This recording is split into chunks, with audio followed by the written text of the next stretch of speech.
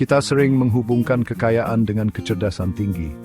Kita membayangkan orang-orang cerdas dengan mudah mengarungi kerumitan keuangan. Namun, kenyataannya jauh lebih rumit.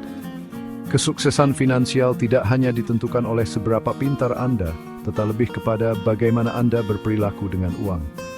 Ini tentang disiplin, kesabaran, dan mengendalikan emosi, sifat-sifat yang tidak selalu berhubungan dengan IQ tinggi. Video ini akan membahas hubungan menarik antara psikologi dan keuangan pribadi, mengungkapkan mengapa beberapa orang mencapai stabilitas keuangan sementara yang lain, meskipun cerdas, malah kesulitan. Sepanjang sejarah, ada banyak contoh individu biasa yang mengumpulkan kekayaan luar biasa, bukan karena kecerdasan semata, tetapi karena kebiasaan keuangan yang baik. Sebaliknya, ada kisah-kisah peringatan tentang individu yang sangat cerdas, yang gagal secara finansial karena kurangnya pengendalian diri dan ketidakmampuan untuk menguasai impuls mereka. Kisah-kisah ini menyoroti kebenaran yang kuat. Kesuksesan finansial bukan tentang apa yang Anda ketahui, tetapi lebih tentang bagaimana Anda bertindak. Mari kita mulai dengan mempelajari dua kisah kontras yang menggambarkan poin ini dengan sempurna. Bayangkan seorang eksekutif teknologi kelas atas, dipersenjatai dengan gelar bergengsi dan gaji 6 digit. Dia ahli di bidangnya, fasih dalam bahasa algoritma dan tren pasar. Namun, terlepas dari kecerdasannya, ia terjebak dalam siklus hutang dan kecemasan finansial. Gaya hidupnya yang mahal didorong oleh keinginan untuk mengikuti teman-temannya, melebihi pendapatannya. Di sisi lain, perhatikan seorang tukang bersih yang sederhana, Ronald Read, yang bekerja keras selama beberapa dekade di sebuah pompa bensin, dan kemudian sebagai petugas kebersihan.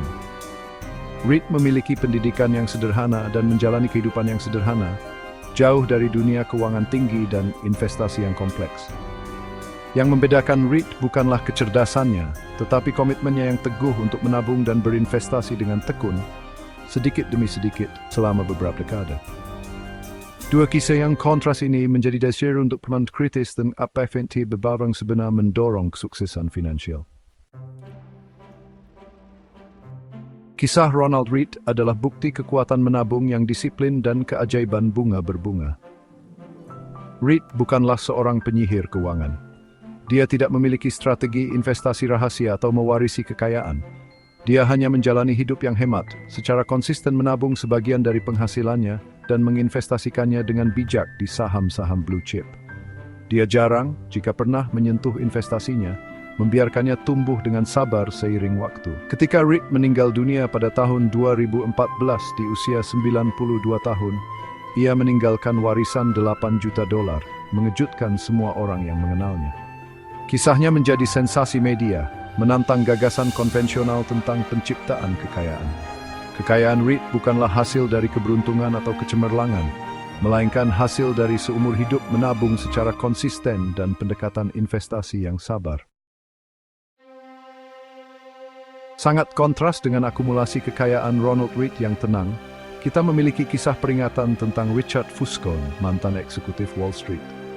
Fuscon tampaknya memiliki segalanya: gelar MBA Harvard, karier yang hebat di perusahaan bergengsi seperti Merrill Lynch dan Tiger Management, dan gaya hidup mewah yang mencakup banyak rumah dan mobil mahal. Dia adalah seorang anak ajaib Wall Street, ahli dalam instrumen keuangan yang kompleks, dan mengumpulkan kekayaan yang cukup besar.